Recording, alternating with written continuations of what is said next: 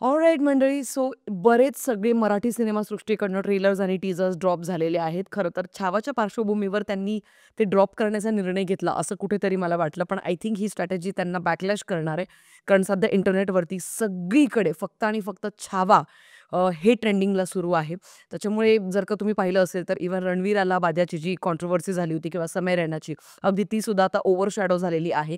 त्याच्याचमुळे मला असं वाटतं हा जो मेकर्सचा निर्णय आहे तो चुकलाय असं म्हटलं तर चुकीचं ठरणार नाही. कारण का व्ह्यूजच नाही आहेत यांच्या कुठल्याच चॅनलवरती आलेले ह्यांना. आज मी बोलते गुलकंद या सिनेमाच्या टीजरबद्दल. हा टीजर कसा मला वाटलाय त्याबद्दल पटापट चर्चा करूया. आता सगळ्यात आधी गुलकंद हे नाव ठेवावंसं वाटलंय दिग्दर्शक जे आहेत सचिन गोस्वामी यांना. खरं तर ना मराठी सिनेमासृष्टीचं एक एक फार चित्रविचित्र गोष्ट आहे असं मला वाटतं. गुलाबजाम, मुरांबा, मग नंतर आता मोरावळा येईल, नंतर अशी विविध नावं येतील, लोणचं येईल. तर असं वेगवेगळी नावं जी ठेवतात सिनेमांची. आय डोंट नो हे ट्रेंडिंगला कसे काय वर येतील किंवा कशा पद्धतीने हे लोकांपर्यंत पोहोचेल किंवा लोकांना लक्षात सुद्धा राहील. कारण का कुठच्याही सिनेमाचं टायटल फार महत्त्वाचं असतं, असं नेहमी माझं प्रांजळ मत आहे. पण आता गुलकंदमध्ये एकंदरीतच पाहता कास्टिंगमध्ये आपल्याला सई तामणकर दिसते, प्रसाद ओक दिसतोय, समीर चौगुले दिसतोय, ईशा डे दिसते, वनिता खरात दिसते, इतरही बरेचसे मंडळी आहे. या सिनेमाचं लेखन केलेलं आहे सचिन मोटे यांनी आणि दिग्दर्शन केलेलं आहे सचिन गोस्वामी यांनी. तर सचिन मोटे, सचिन गोस्वामी जर का तुम्हाला माहिती नसेल तर महाराष्ट्राची हास्य जत्रा याचे त्यांनी लेखक आणि दिग्दर्शक ते दोघे जण आहेत आणि निर्माते सुद्धा आहेत. त्याच्याचमुळे ओव्हरऑल आत्तापर्यंतचा जो एक त्यांचा मला कल जो दिसलाय की MHJची जेवढी पण हास्य कलाकारांची टीम आहे त्यांना ते नेहमी वारंवार संधी देत असतात आणि ती खूप चांगली गोष्ट आहे असं मला नेहमी वाटतं.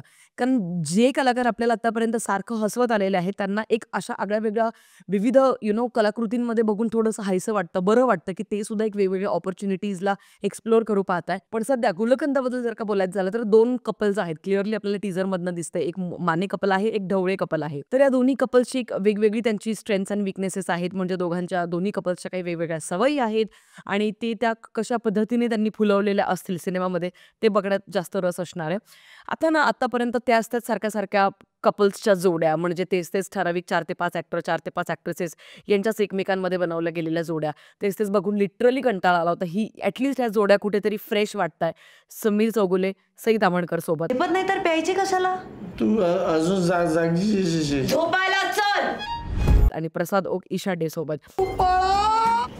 मस्त आहे, मस्त आहे. हे बघा काहीतरी चित्रविचित्र कॉम्बिनेशन आहे. जे रेग्युलर MHJचे व्ह्युअर्स आहेत त्यांना चांगलंच ठाऊक आहे की आपल्याला हे फार चित्रविचित्र जोड्या वाटताय.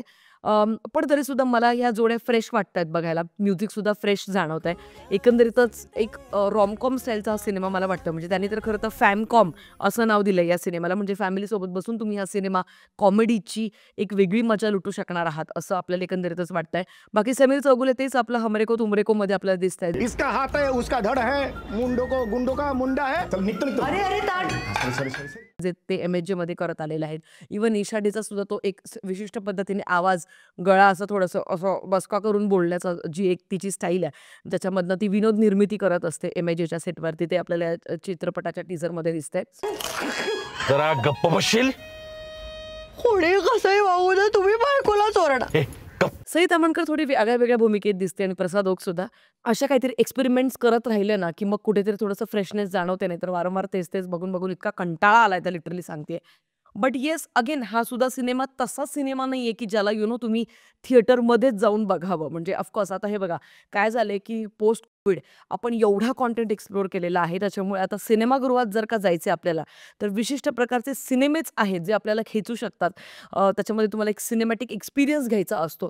पण ऑफकोर्स बिंग अ क्रिटिक मी हा सुद्धा सिनेमा बघायला नक्कीच जाईन. याचा रिव्ह्यू सुद्धा तुम्हाला सगळ्यांसाठी नक्कीच घेऊन येईल. बाकी तुमचं काय मत आहे गुलकंद या सिनेमाबद्दल ते मला कॉमेंट सेक्शनमध्ये कळवायला प्लीज विसरू नका. कदाचित हा सिनेमा चांगल्या पद्धतीने लिहिलेला असेल, ब्रिलियंट कॉमेडी असू शकते.